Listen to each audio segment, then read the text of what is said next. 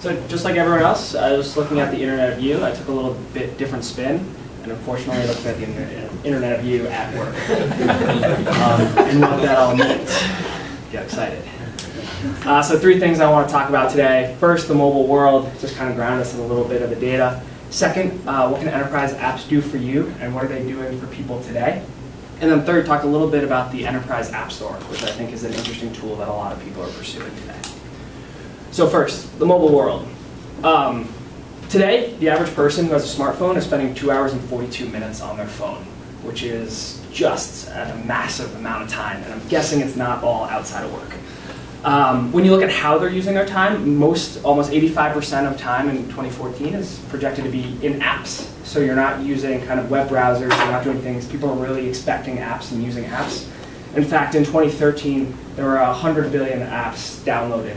That was a 30% year-on-year growth, and that's projected to stay at that rate for the next 5 years.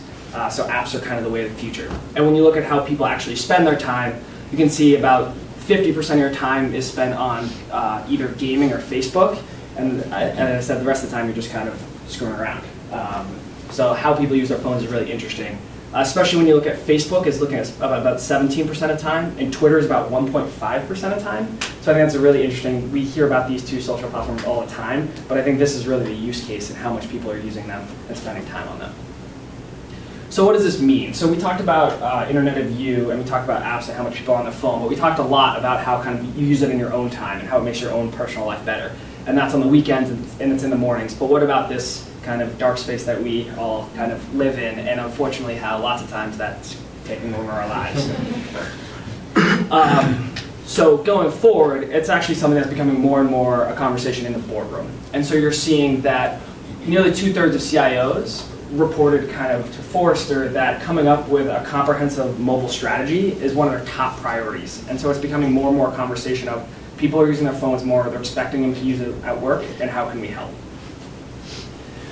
So what I spent the majority of my project looking at was what are the enterprise apps that are out there today? What are kind of clever, interesting things that people are using to innovate, to use these enterprise apps to kind of bring the apps to the working world? And then how should you think about them? How are people today in these boardrooms thinking about, okay, we want an app, what are the possible apps that we should like invest our time and resources in to build for our employees? And best I can tell, there's 2 different generations of mobile solutions. And the first one we all kind of lived through in our first portion of our working lives, and that came with communications and directories. Communications, those were the emails when it was first on your phone, for lots of us our company phone, and then with our bring your own device and getting your own work email. And then second, directories, just being able to look up people on your mobile phone.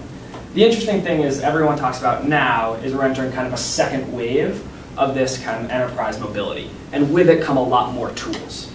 So first, to go back to communication directories, lots of people are doing a lot of work to kind of increase the tools they have for their employees.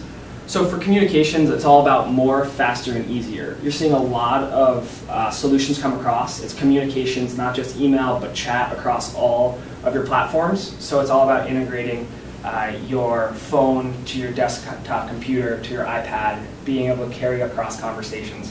Some people doing some interesting things, example is Jabber, and how they're working to kind of enterprise communications and take it to the next level. The next one are directories, and this is shifting from being able to just look up people's phone numbers to actually having internal, essentially Facebook profiles, so that as you're walking to the meeting, you know everything about the person. You know what group they're in, you know what projects they've worked on, you know their history with the company, and you know what expertise they're going to have. So a lot of companies are investing in this idea of having a more robust internal Facebook and having something that's mobile enabled. And then you have this kind of the expansion into the second generation.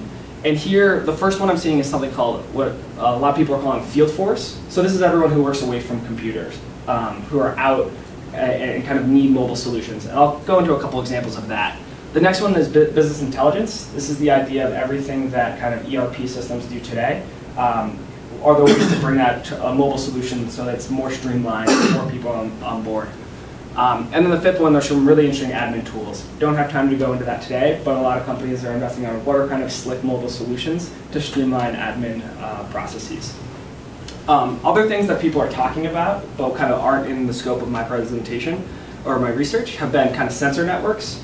So as CIOs think, as we're bringing people online, are there actual different objects, different things in our network that we should bring online and should be transmitting data? And then finally, you have the huge piece, which is customer-facing apps. So everything I've been talking about so far is how you kind of better enable your employees, but at the same time, how do you kind of connect with your consumer? And that's kind of another thing that IT departments are struggling with. So one example that I think is really interesting is the idea of field force. And so to go through quickly are just two examples of companies that I think have really interesting solutions. The first one is the idea of Salesforce, and you have your sales team who's out there kind of day in and day out working with customers doing visits. And Me Corporation has a mobile platform that allows you to sign contracts on tablets and immediately submit them for approval. So they're talking about taking this from a 10-day contract window to a 2-day contract window. And you can just imagine how many fewer iterations you need to get through that. So one really interesting company. And then another one on the supply chain side, a company called Morgan Supply and Demand. They invested in an app called Chainlink, which actually allows their drivers to not only be like geographically enabled, but actually take pictures when they deliver things and make deliveries. So they're taking pictures on the dock, showing both of their customers where it is, when it's delivered, it's time-stamped, and it's sent. So you can imagine how much value that has for logistics companies. So two examples of apps that two different companies have rolled out to their field forces, the people kind of away from the computers, and how that's streamlining things for them. So how does this all come together? And this is really what CIOs are struggling with now. There are lots of different solutions for different parts of the business. And one way that you bring it all together is the idea of enterprise app store. So the way that looks is actually creating an app that itself is kind of an iTunes of itself that your employees can click into to then download different apps that are specifically kind of wrapped in security for your company, and allow them these different tools so that you now feel good about the way they're accessing things in a secure way. So not surprisingly, who's leading the way with this? Two companies, IBM and Cisco. They both rolled out mobile app stores that have been really successful. IBM's was called Whirlwind. Cisco's was called AppFridge. They're both of these companies obviously have a huge interest in kind of this being an enterprise solution that they can then offer. So it's interesting that they kind of tested that on themselves.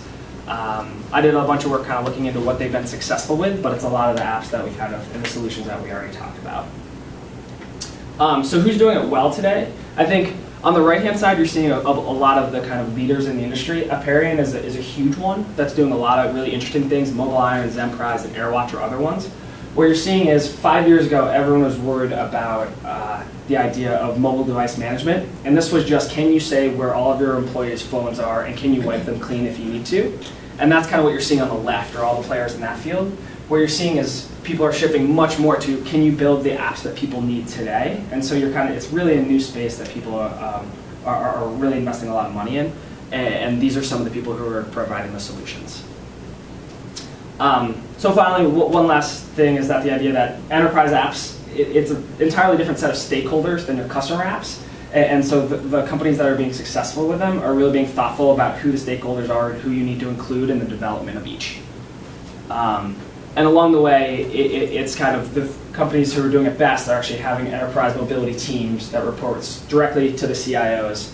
And it's really at the forefront of these strategies for these companies.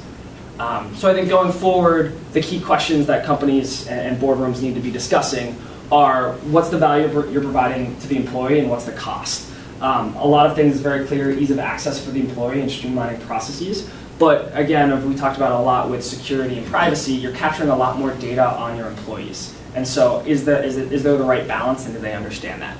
And then finally, how does this mobile solution, is it actually better than what the current solution is? And the apps that are being kind of adopted most, you got to make sure that it's not just a neat tech trick and that it actually provides value.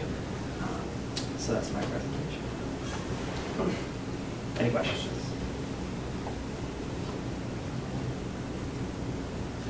So, like, this is a tough question, but it's like, who is actually shopping an enterprise app store? Is it a CIO? Is it like people on projects within the company? So the way they've done it, and the idea is it's for all employees. And so wrapped in your enterprise app store is the idea of permissions, right? So for different types of levels of employees, you can actually write the permissions for who can download different apps. You can see this being really important for like business intelligence and who can kind of get what feeds and reports. But the idea is, so for IBM, when they rolled it out to 400,000 employees across 170 companies, the idea is that there's something for everyone across their entire employee base. I'm also curious about, in terms of platforms, these enterprise applications, they're going on iOS or Android or PC. Do you see a trend, or is there a dominant platform for these apps? I think underlying it is the idea that IT or CIOs in general are becoming much more okay with the idea of bring your own device. It's becoming expected that as you're an employee, you're going to be able to get your email on your phone. And with that means that you need to be able to run on everything. You need the iOS, you need the Android. Obviously, it's very different kind of environments, and it requires different kind of solutions to some degree. But your employee's expectation is that they'll be able to get on with anything. A question: have you looked at the costs? What it would mean for a company kind of like switch the whole IT system to a new app-based and bring their own device? I looked a little bit into it. I think it really depends how far you're going to integrate with your current ERP systems. There are very lightweight ways to do it, and there are very, very expensive ways to do it, and I think that's what people are really struggling with today. A follow-up question. I'm curious because Apple has a very strict control over its own app store. So how does this enterprise apps run? So historically, they've had very strict controls. They're starting to kind of work with businesses to partner with them to encourage this kind of development, understanding how valuable it is. It's not entirely clear what direction they're going to go. Obviously, companies are having a lot more success on the Android platform, but there have been some things that Apple has said that leads people to believe that the enterprise solutions are something that they're interested in being a part of. I don't know if you looked at this, but for companies that are B2C, is there like a rise in apps that are internal and that integrate with apps that are external? So for like maybe a retail company, you know, they'll have a retail app for their consumers, and maybe that's more integrated with the internal apps. Did you see that? Or? I think it's definitely a direction people want to go. I think right now people are very concerned about getting the customer experience right and then kind of experimenting with these enterprise tools and figuring out what has value. And in the future, they'll want to integrate them, but there weren't a lot of examples that I saw that do it today. Just to chime in on that, I actually was part of building one of these at New Balance, where they were building an in-store app that could both be used for customers to look at product, but then also as inventory management for the employees. So it is, you had like live feeds going in, both parties could see it, review it, and also manage it. Great.